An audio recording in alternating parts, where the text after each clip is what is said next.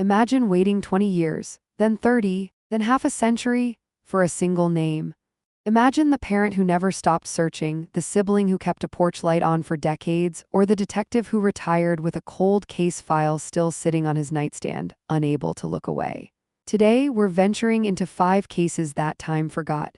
These weren't just cold, they were frozen. Evidence lost, witnesses gone, and killers who thought they had finally outrun the truth. For years, these families were left with nothing but the deafening silence of unanswered questions. But the truth has a way of breathing, even under the weight of decades. From a young girl's disappearance cracked by a haunting deathbed confession, to killers unmasked by DNA technology that didn't even exist when they pulled the trigger, these stories prove one thing. Justice may be delayed, but it is never truly dead. If you believe that no case is truly impossible and that perseverance always wins, hit that subscribe button right now. Don't let these stories be forgotten again. Let's begin. Kansas City, Missouri, July 25, 1989. 16-year-old Fawn Marie Cox stood behind the cash register at Worlds of Fun amusement park, counting down the hours until her shift ended. She'd been saving every tip all summer, dreaming about buying her own car before senior year started. Independence, freedom, a normal teenage future. She had no idea she had less than 12 hours to live. Fawn was the responsible eldest daughter in the Cox family. She helped raise her 2 younger sisters, Amber and Felissa, worked long shifts without complaint, and never missed church on Sundays. Her best friend lived across the street, and together they'd spend summer evenings talking about boys and high school drama, everything and nothing. She was ordinary, she was loved. And that night, someone she trusted would take everything from her. Around 11 o'clock, Fawn's mother Beverly and sister Felissa picked her up from work. She slid into the backseat, exhausted, feet aching. When they got home to their house on Van Brunt Boulevard, the summer heat was unbearable. The family's only air conditioning unit rumbled loudly in the parents' downstairs bedroom, drowning out almost every other sound. Felissa slept on the couch near the cool air, but Fawn valued her privacy. She didn't mind the heat if it meant having her own space upstairs. She climbed the stairs alone, changed into her nightshirt. Her bedroom door lock had been broken for months, so she wedged a steak knife into the doorframe, a teenager's improvised security system. Then she set her alarm and went to sleep. Downstairs, the air conditioner roared. Her father John, a notoriously deep sleeper, was already snoring. The house settled into silence. But someone was already inside, hidden in the upstairs hallway, waiting in the darkness. Between midnight and 2 in the morning, the family's pregnant poodle began barking frantically, an urgency that cut through even the rumble of the air conditioner. Felissa got up, calmed the dog, assumed it was just pregnancy nerves. That dog knew something was terribly wrong. Animals sense danger in ways we can't, but no one understood the warning. The night went on. And upstairs in Fawn's bedroom, something unspeakable was happening. Morning came slowly on July 26th. Around 9 or 10 o'clock, Fawn's alarm clock began to ring. It rang and rang and rang, but Fawn didn't turn it off. John Cox, needing the upstairs bathroom, made his way up the stairs. He glanced into her room. Fawn was lying motionless in an odd position. Concerned but not alarmed, he pulled a blanket over her to preserve her modesty and continued to the bathroom. He thought she was just sleeping deeply. But Beverly Cox grew uneasy downstairs. That alarm had been ringing far too long. She called up to Felissa, "Go check on your sister." Felissa pushed open Fawn's door and screamed. Fawn was lying completely still, her body rigid, her skin a disturbing shade of blue. Fabric was wrapped tight around her neck. Beverly ran up those stairs faster than she'd ever moved. When she saw her daughter lying there lifeless, her mind couldn't process it. She dialed 911, hands shaking so violently she could barely hold the phone. The ambulance arrived within minutes. But Fawn had been dead for hours, her body cold, stiff with rigor mortis. This was a crime scene now. Detectives found a horrifying story inside that bedroom. Fawn had been strangled and sexually assaulted. In her closet, blankets had been yanked out and left in a heap. Down in the yard below the second-story window, investigators found a stereo and Nintendo console sitting in the grass, as if someone had thrown them out, planning to grab them later, then abandon them in panic. The entry point was obvious. Someone had climbed John's orange dumpster truck parked beneath the window, scrambled onto the outbuilding canopy, and slipped through the unlocked window. Crime scene techs collected critical evidence. Short hairs that didn't belong to Fawn, small bloodstains, and traces of semen on her bedsheet. But in 1989, DNA technology was primitive. They could only compare blood types, no databases, no genetic markers. Just educated guesses. Within weeks, police arrested 3 teenagers. One was in Fawn's class at Northeast High School, the others were gang associates. A witness had come forward with details only someone involved could know. One teenager was charged with first-degree murder and spent 8 months in jail. For the first time since Fawn's death, her family felt hope. Then everything collapsed. The DNA didn't match. The fingerprints didn't match. The witness recanted, claimed they'd lied, and stopped cooperating. All 3 suspects were released. Charges dropped. But before they walked free, one confessed to breaking into the Cox house that night. He described climbing the truck, crossing the canopy, slipping through the window. He even told police where he'd hidden a stolen tape recorder handle under a bush near the house. Police searched and found it exactly where he said. This wasn't a guess, this was someone who'd been there, but he insisted they only came to steal, never went into Fawn's room, never saw her, never knew a murder had happened. Then he withdrew the confession. Without testimony, without DNA linking them to the murder, prosecutors had nothing. The case went cold. For the Cox family, this was torture. They knew those boys had been in the house, but knowing and proving are 2 different things.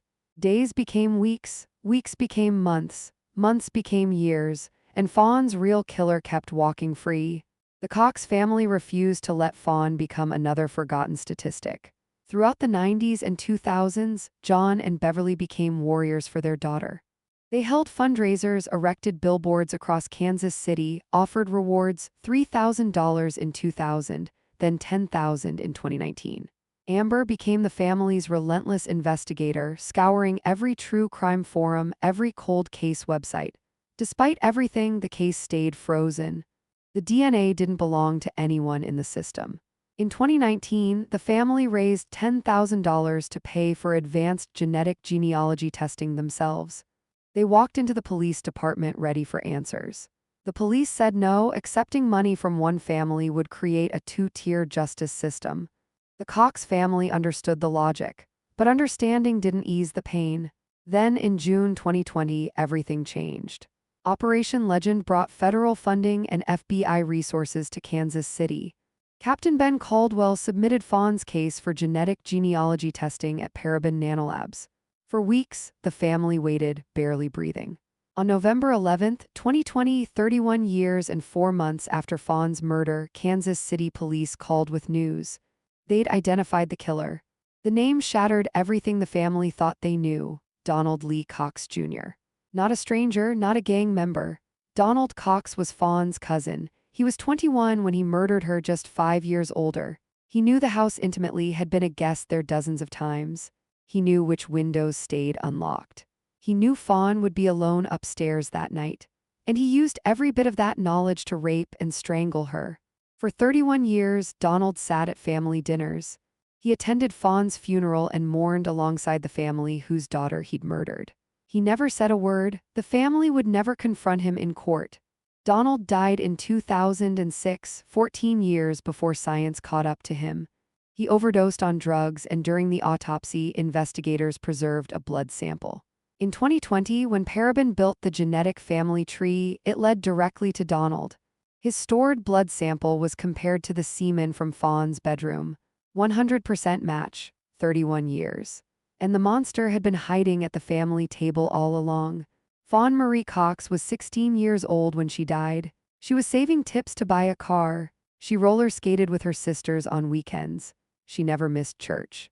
All of it was stolen on July 26, 1989. Her family spent 31 years refusing to let her be forgotten, and eventually the truth emerged. But it came with unbearable pain because the man who murdered Fawn was supposed to protect her.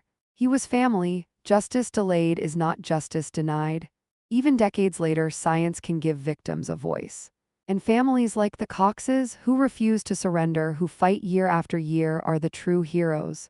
Fawn should be 51 today. Instead, she's frozen at 16. but she is not forgotten. December 15, 1985. Schuylkill Haven, Pennsylvania. Two police officers knocked on the door of 508 Caldwell Street, expecting a routine call about some found bones in the woods. Probably animal remains. But when Robert Howard opened the door, the officers stopped dead. There, on the kitchen table, sitting between a salt shaker and a coffee mug, was a human skull, staring back at them with empty eye sockets. Robert had brought it down from the woods himself, carried it into his house like an interesting rock. Within minutes, they were hiking up a steep embankment behind Howard's house. Bones scattered across frozen ground. A white t-shirt with faded writing, blue jeans, a single sneaker. And as they saw that Pottsville Republican logo on the shirt, a horrible realization set in. This was the boy who vanished 4 months ago. The boy whose bicycle was found abandoned by the railroad tracks. This was David Wellington Reed, and he'd been lying here in these woods less than 100 yards from where people live the entire time. 13-year-old David Wellington Reed grabbed his favorite white Pottsville Republican t-shirt. He wore it proudly because he was a newspaper boy. Everybody in town knew him. "That's David Reed," they'd say when they saw him coasting by on his 10-speed. The kid with the bright smile who waves at everyone. But David had a problem that summer. He'd lost his thick glasses while swimming at Lake Winona. Without them, David was practically blind. He could barely make out faces from more than a few feet away. His mother, Joan, wanted to get him a new pair, but money was tight. David's father had died in a car accident when David was only 17 months old. This family had known tragedy. Despite being bullied at school, kids called him Davy Barrel. David was a good kid. He dreamed of being a pilot. He loved airplanes and collected stickers with his cousins. And that 10-speed bicycle, that was his pride and joy. His older brother Joe helped him work on it. David would never abandon that bike, never. When David waved goodbye to his mother that August afternoon, he said what he always said, "I love you, Mom, I'll be back." Joan had no reason to worry. David always came home for dinner. But as evening came, as the clock ticked past 7, then 8, David's seat remained empty. Joan's worry turned to panic. She called friends, neighbors, hospitals. She sent David's siblings out searching. They checked the train tracks, the bank wall, every hangout spot. No sign of him. After hours of desperate searching, Joan called police. Within the hour, searchers combed through every corner of this small town. But David Reed was nowhere to be found. On the second day, they found David's beloved bicycle lying in the weeds next to the railroad tracks, just lying there in the tall grass. No damage, no signs of struggle.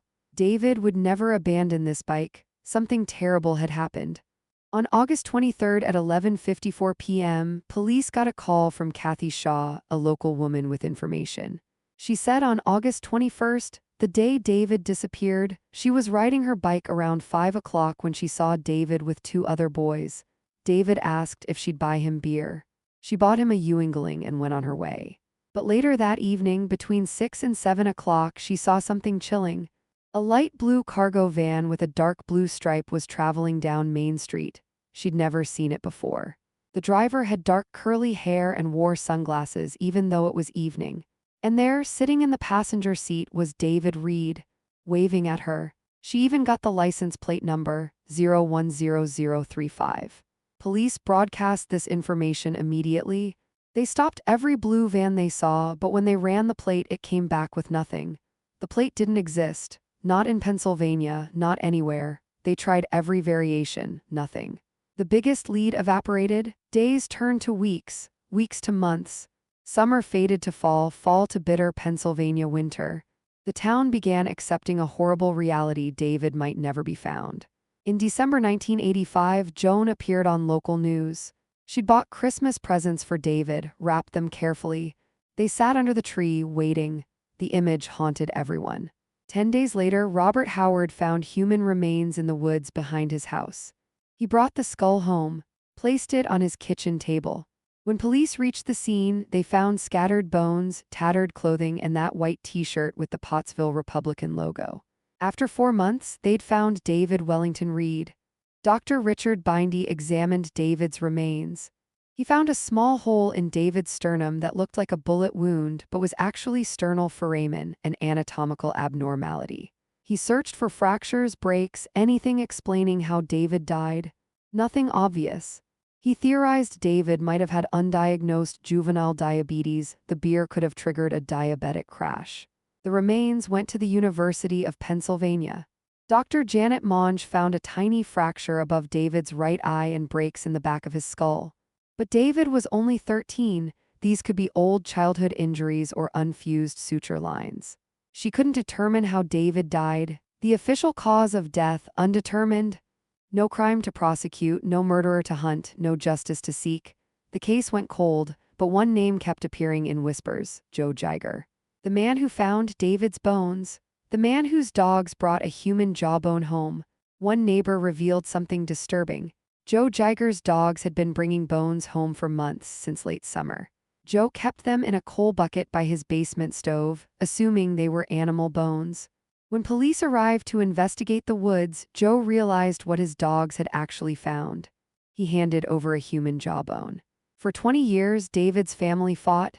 His mother, Joan, bought Christmas presents that would never be opened. His sister, Ginny, called police every month, refusing to let anyone forget. But Joan couldn't cope.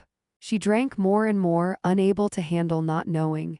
In 2000, 15 years after David's death, Joan died of cirrhosis. She never got answers. Ginny struggled too, turning to drugs and alcohol. But she never stopped calling police. Someone knows something, she'd tell them. Someone knows what happened to my brother. In 2005, Corporal Robert Betnar walked into his supervisor's office and asked, "Do you have any cold cases I can look into?" He got the David Reed file. Betnar spent weeks reading every detail. He made a promise he'd find out what happened no matter how long it took. He called Ginny Reed. When he told her he was reopening the case, she broke down crying. "I thought nobody cared anymore." Betnar re-interviewed everyone. A man named Bass, who dated Ginny back then, told him about Fred, a convicted child molester who drove a light blue van. Could this be the van Kathy Shaw saw? But Fred had an airtight alibi. He was in federal prison when David disappeared. Then witnesses started pointing to Joe Geiger. One remembered seeing Joe at a party after David went missing, crying on the railroad tracks, repeating, "I didn't mean to hurt him, I didn't mean to hurt him." Another witness remembered being with Joe when David rode past on his bicycle. Joe pointed at David and said, "I hate that kid, he's messing with my pot plants. I'm going to get him," a direct threat. On June 26, 2005, Betnar called Joe Geiger. Joe agreed to come in. Hours later, Joe called back crying, panicked. "It's been haunting me. All these years?" 3 days later, Joe walked into the police station. For hours, conversation went in circles. Then Betnar confronted him with every witness account, every inconsistency. Joe cracked, "I know what happened to David. I was there when he died, but I didn't do it." Joe claimed he was with David and John Fry on August 21, 1985, hanging out in an old caboose, smoking weed. According to Joe, John confronted David about stolen marijuana plants. John punched David. David fell backward, struck his head on metal, and didn't move. Instead of calling help, they hid the body in the woods where Joe grew marijuana. Betnar called John Fry. "That's bullshit. Joe's lying." John admitted being there but said Joe punched David, not him. Betnar needed proof. In January 2008, 23 years after David's discovery, his tiny white coffin was exhumed. Betnar flew to Gainesville, Florida with David's casket for examination by Dr. Anthony Falsetti. On that flight, something extraordinary happened. Passengers asked about the casket. Betnar told them about David, the 13-year-old who'd been waiting 23 years for justice. A line formed. 40-50 people approached David's casket. They placed hands on it, they bowed heads, they prayed. Strangers honoring a boy they never knew. David wanted to be a pilot, a family member later said. 30,000 feet in the air, surrounded by strangers praying for him, David finally got to touch the sky. Dr. Falsetti examined David's remains with Joe's confession as context. The fracture above David's eye and breaks in his skull were consistent with blunt force trauma, exactly what happens when someone's punched hard enough to knock them backward into metal. Dr. Monge agreed. David was murdered. Investigators noticed something crucial. Joe Geiger was left-handed. John Fry was right-handed. David's fracture was on the right side of his face, consistent with a left-handed punch. Confronted with this evidence, Joe finally admitted the truth. He punched David. He killed David Reed. On August 21, 2008, exactly 23 years after David disappeared, Joe Geiger was arrested. But in February 2009, prosecutors struck a deal. Joe pleaded guilty to involuntary manslaughter. His sentence, 1 to 2 years in prison, 2 years for taking a 13-year-old's life for hiding his body. For 23 years of agony. At sentencing, Joe explained he was growing marijuana in the woods. David was stealing plants. When Joe found David by the railroad tracks, he confronted him. They argued. Joe punched David in the face. When David fell and hit his head, they panicked. Rather than calling for help, I took the coward's way out. I hid his body. David's cousin Pam stood, voice shaking. I'm totally disgusted. It's not something that can be forgiven. Joan Reed died in 2000 without ever knowing what happened. Ginny died from a drug overdose just months before Joe's arrest. Neither got to see justice. David Wellington Reed was 13 when he died. He loved stickers and airplanes. He dreamed of being a pilot. He told his mother, "I love you," every time he left. All of that was taken over stolen marijuana plants. But Detective Betnar kept his promise. He solved the case. He got the confession. The truth came out. David never flew a plane in life. But on that flight to Gainesville, in a small white casket surrounded by strangers who prayed for him, David finally rose above the clouds. Maybe, just maybe, his dream came true. Every case we cover represents weeks of meticulous research, fact verification, and careful reconstruction of real events. We invest nearly 15 days per episode because these stories, and the lives they represent, deserve accuracy and respect. If you found this investigation compelling, please like, subscribe, and share your thoughts in the comments below. Your engagement enables us to continue this work. For more solved cold cases, check the links in the description. Now back to the case. July 27, 1981. Hollywood Mall, Florida. Adam Walsh, your mother is waiting for you. Please report to the toy department.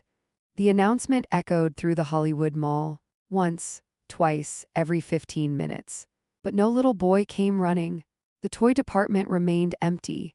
And with each passing minute, everyone started realizing something terrifying. 6-year-old Adam Walsh was gone. This is the day that changed America forever. That morning, Adam woke up and watched Sesame Street like any other 6-year-old. His father, John Walsh, was a successful hotel executive. His mother, Reve, was a student studying interior design. They had everything: the American dream, a beautiful home, and their precious son Adam, 3 feet 6 inches tall, sandy blonde hair, hazel eyes, dimpled cheeks covered in freckles. He loved baseball, drawing, and his parents more than anything. Around 11 a.m., Reve loaded Adam into their car for errands. First, registering Adam for 2nd grade. Then, the Hollywood Mall. Reve had been waiting months for a lamp to go on sale at Sears. They entered through the north entrance, and Adam saw it, a brand new Atari 2600 video game system in the toy department. Kids gathered around it, taking turns playing. Adam's eyes lit up. He begged to stay and watch.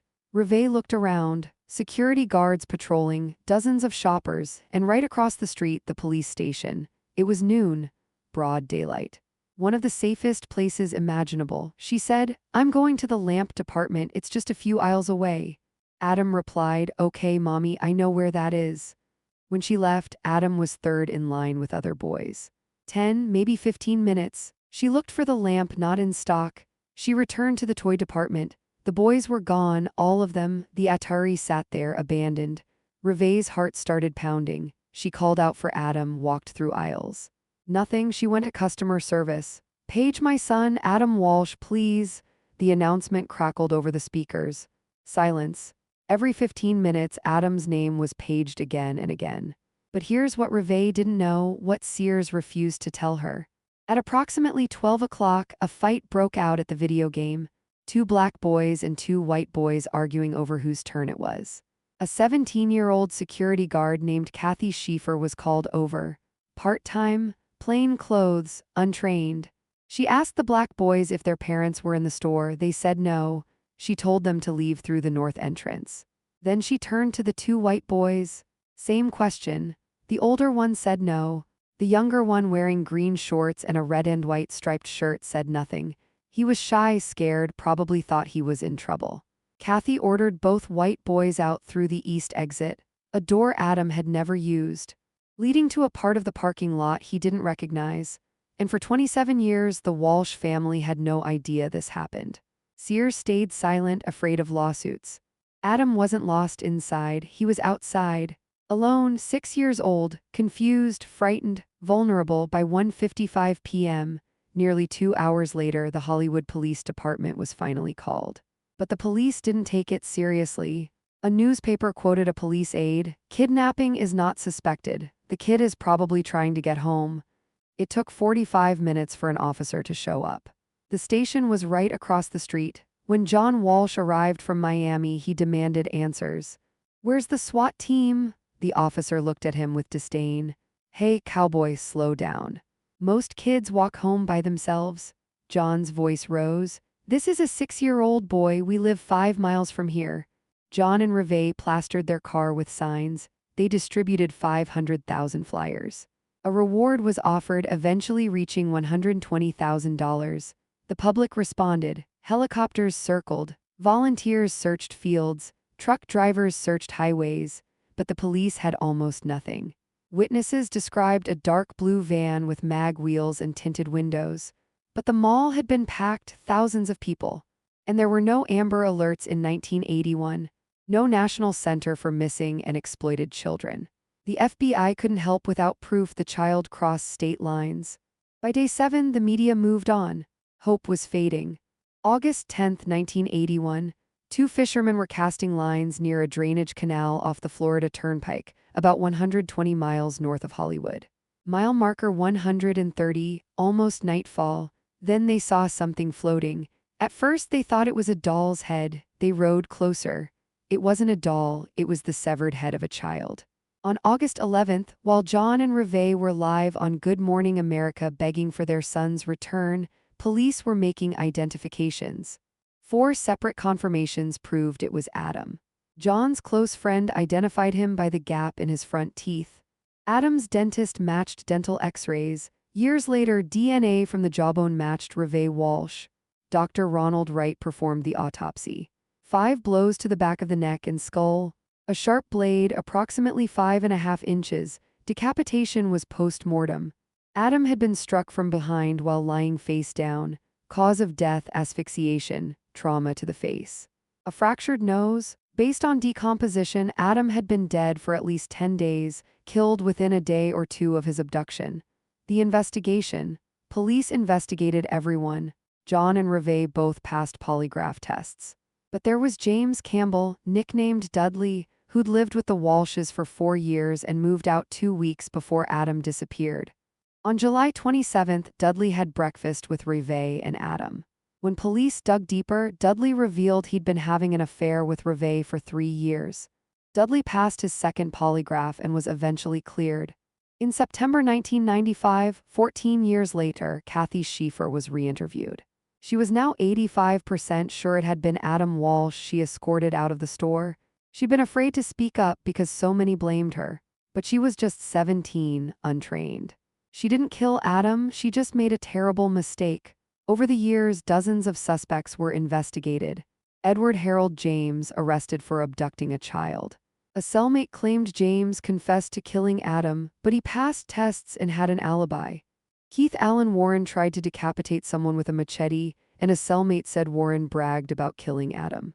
But Warren's DNA ruled him out in 2008. Then there was Jeffrey Dahmer. In 1991, when Dahmer was arrested, witnesses came forward saying they saw him outside Sears the day Adam disappeared. Dahmer had been discharged from the military in early 1981, flew to Miami, and by July was broke, sleeping on beaches. He got a job at Sunshine Subs, a shop with a blue van for deliveries. But the owner said Dahmer didn't drive it because he drank too much. Dahmer denied killing Adam. "If I did it, I'd tell you, I would welcome the death penalty." Dahmer admitted to every other murder in excruciating detail. Why lie about this one? But Dahmer was never charged. Audie's Toole, the confession killer. October 11, 1983. Audie's Toole, a drifter and pyromaniac locked up for arson, confessed.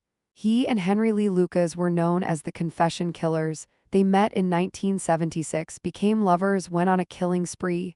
Lucas claimed 600 victims, Toole claimed 125. Most confessions were lies for attention, but there was a problem. Toole said he and Lucas abducted Adam together. Henry Lee Lucas was in jail in Maryland that day.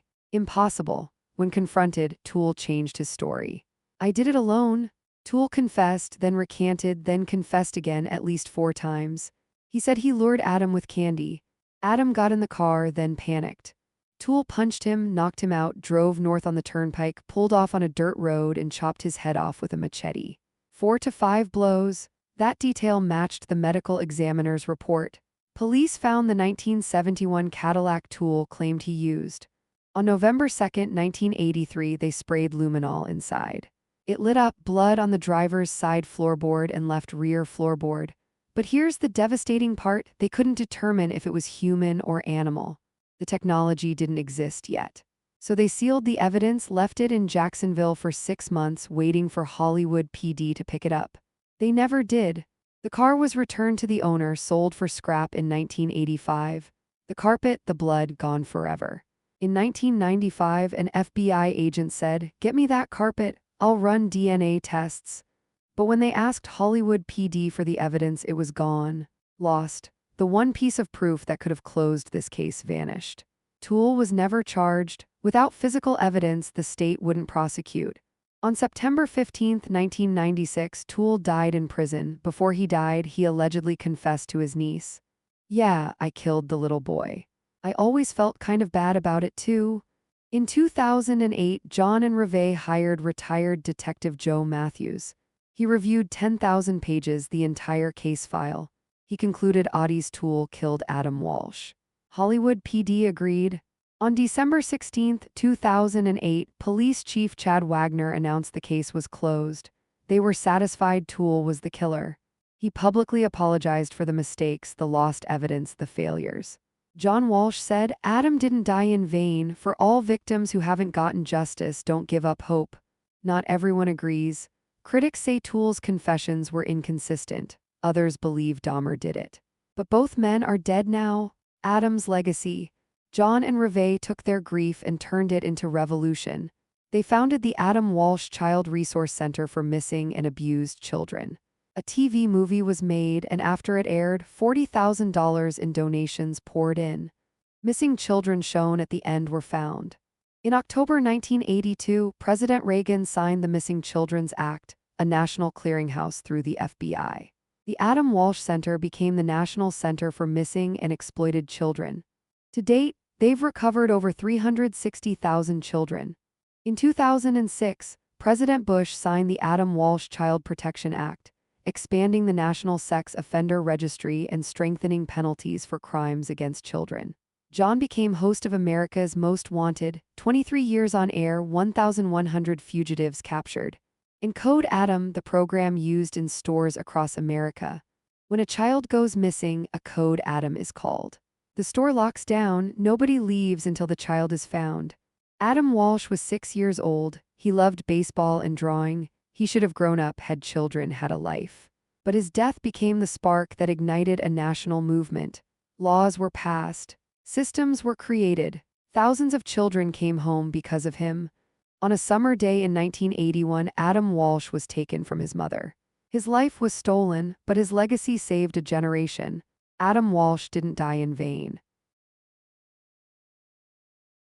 February 16, 1974. Fort Worth, Texas. 17-year-old Carla Walker spent the afternoon getting ready with her mother, Doris, carefully fixing the light blue dress she was so excited to wear to her high school Valentine's dance. Her father, Leighton, watched proudly as Carla's boyfriend, Rodney McCoy, the senior quarterback at Western Hills High School, arrived to pick her up. They took photos in the living room before heading out, laughing, whispering plans about college, thinking only about the future. They danced for hours. After the dance ended, Rodney and Carla drove around with friends before dropping everyone off. Just before 1 a.m., they pulled into the parking lot of Brunswick Ridgely Bowl, a place where countless young couples had sat before, feeling safe beneath the dim glow of the building's lights. They sat together in the front seat, talking softly. Nothing felt wrong. Then, without warning, the passenger door flew open. Rodney only saw a flash, a tall figure, a gun, a shadow in the darkness.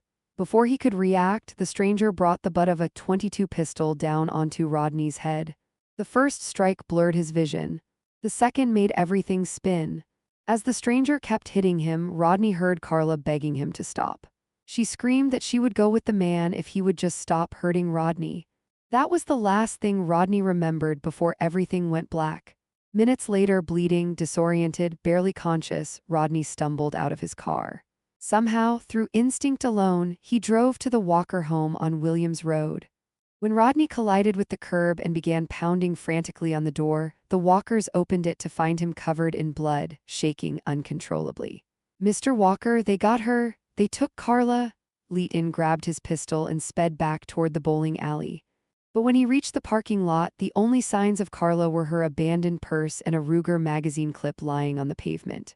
The search began immediately. Officers joined with neighbors who refused to go home. Helicopters circled overhead at dawn. Volunteers walked fields and drainage tunnels. Still, they found nothing. 2 days passed. Then, on February 20th, 2 officers driving near Lake Benbrook stopped beside a culvert and looked inside. What they saw there would forever change their town. Carla lay on her back in her blue dress, her body showing signs of torture, assault, and violent strangulation. Toxicology reports showed she had been injected with morphine. The medical examiner determined she had been kept alive for nearly 2 days before being murdered. The news hit Fort Worth like a shockwave.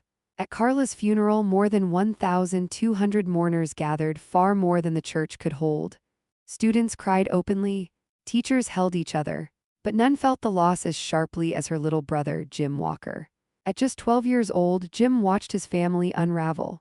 He saw his father pacing night after night, studying maps and scribbling names of suspects.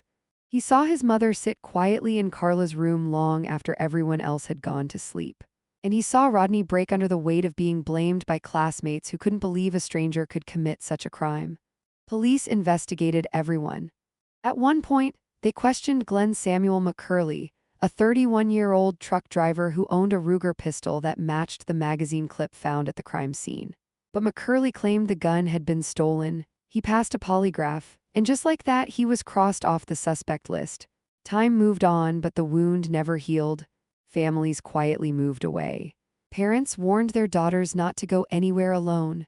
What had once been a tight-knit town now carried a shadow, one tied permanently to the memory of Carla Walker. Jim Walker grew up carrying that belief with him. He studied criminal psychology, trained physically, imagining he might one day confront the man who took his sister. He tried to join law enforcement, but a congenital eye condition ended his dreams. But he never stopped searching. Not for a moment. For nearly 50 years, there were no answers, just a grieving family, a haunted community, and a murderer who walked free among them. In 2019, 45 years after Carla's death, Jim made yet another call to the police department. This time, Detective Lee Wagner answered. When Wagner read through the file, she felt something shift inside her. The brutality, the youth of the victim, the raw grief of the family, it was the kind of case that gnawed at a mother's heart. Wagner and her partner, Detective Jeff Bennett, reopened the investigation.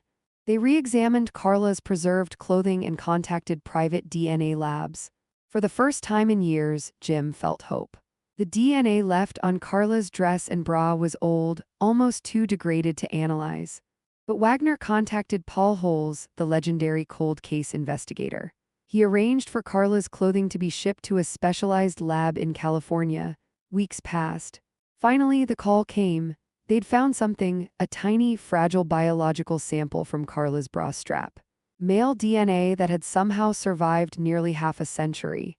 Wagner requested permission to send the sample to Othram Inc.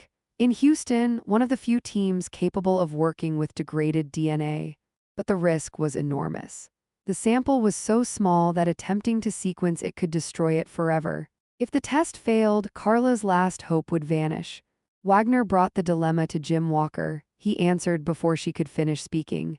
"She's waited long enough. Do whatever you have to do. In the summer of 2020, Othram processed the sample. Weeks passed. Then, on July 4, 2020, Wagner's phone rang. "Lee, we built a family tree. The last name is McCurley." She froze. Her mind went back to a name buried deep inside the original investigation file. Glenn Samuel McCurley, interviewed in 1974. Owner of a Ruger 22, matching the magazine clip. Dismissed after claiming the gun had been stolen. He had been suspect number 22. Wagner ran a fresh background check. McCurley was still alive. He was 77 years old, living only a couple miles from the bowling alley where Carla was abducted. Wagner sent an officer to conduct a trash pull outside the McCurley home. They retrieved a discarded McDonald's straw and sent it to the lab. The DNA on the straw matched the DNA on Carla Walker's bra strap. A few days later, Wagner and Bennett drove to the McCurley home. Glenn and his wife, Judy, welcomed them inside politely. When Wagner asked for a DNA swab, he hesitated, but then agreed. 11 days later, the results confirmed what Othram had already shown. Glenn Samuel McCurley's DNA matched the killer's.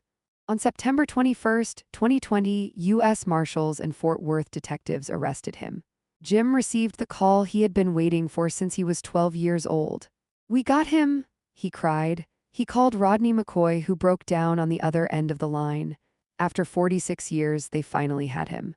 During interrogation, McCurley claimed he had only approached the car to stop Rodney from hurting Carla. He claimed the rest was consensual, but his version fell apart under questioning. For Jim Walker, the moment was bittersweet.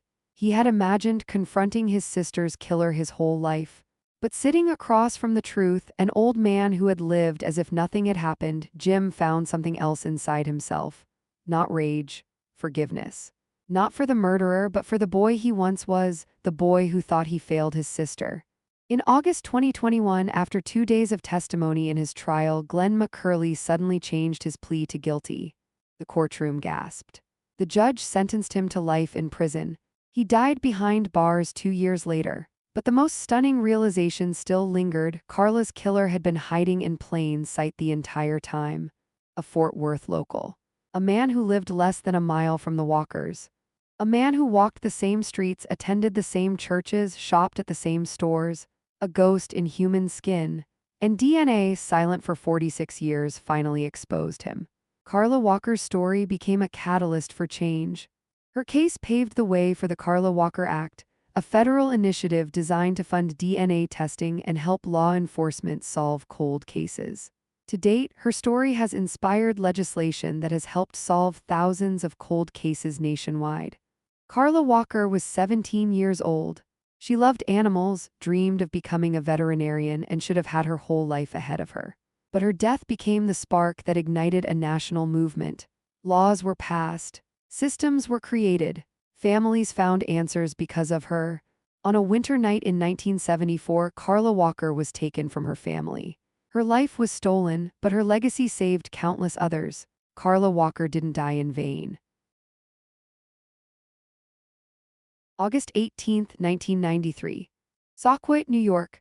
On a summer morning in the small rural town of Sauquoit, 12-year-old Sarah Ann Wood woke up singing. Her older brother Dusty would later remember that sound, his little sister's voice echoing through their home, belting out Dolly Parton's 9 to 5 with unfiltered joy.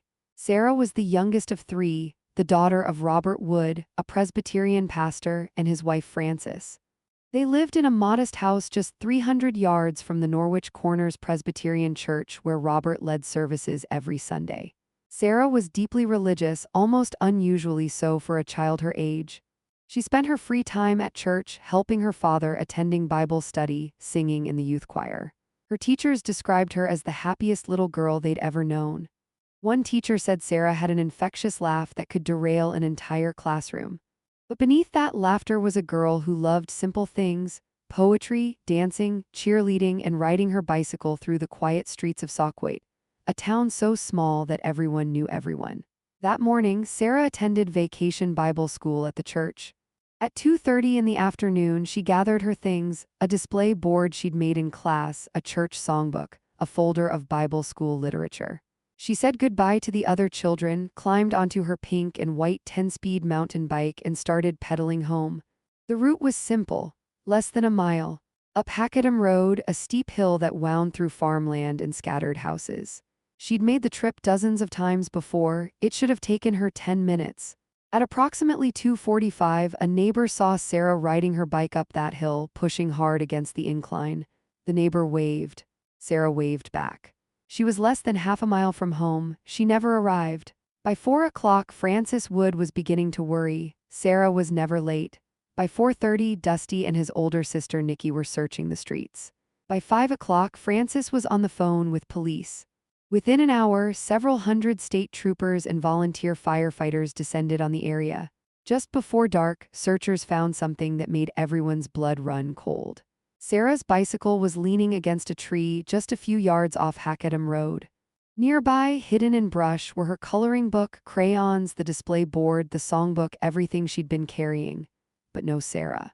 There were no signs of struggle, no skid marks, no torn clothing, no blood. It was as if she had simply stopped, laid her bike down, walked into the woods, and vanished. But the police knew better. The items had been hidden deliberately. Someone had pulled her off her bike and into the woods quickly, efficiently, without giving her time to scream.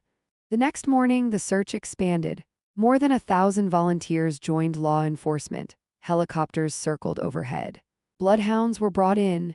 Sarah's face appeared on television screens across America. Her parents held press conferences begging whoever had taken their daughter to bring her home. Weeks passed, then months.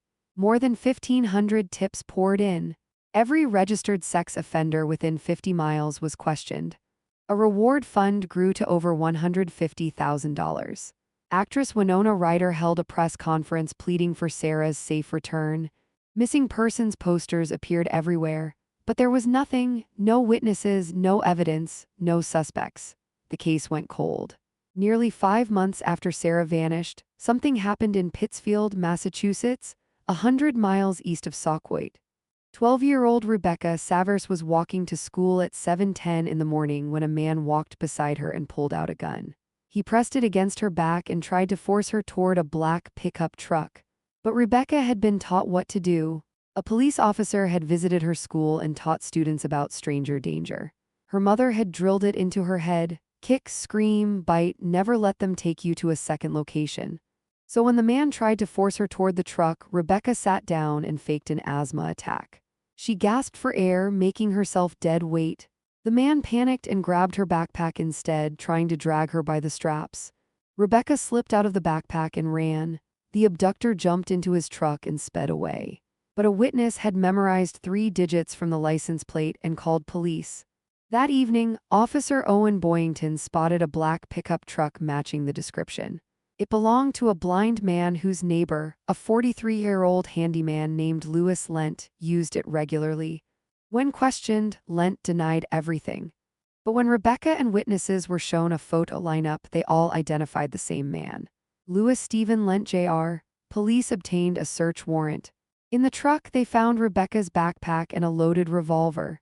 They found what would later be called his snatch kit: duct tape, rope, a knife, children's sunglasses, and candy. In Lent's house, they found evidence of construction in the basement.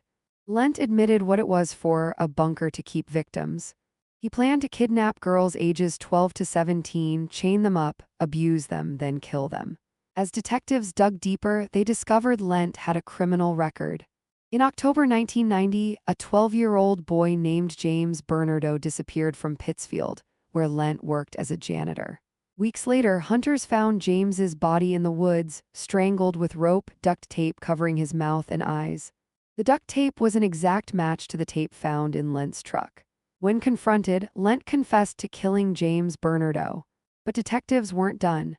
A teletype about Lent's arrest reached the New York State Police.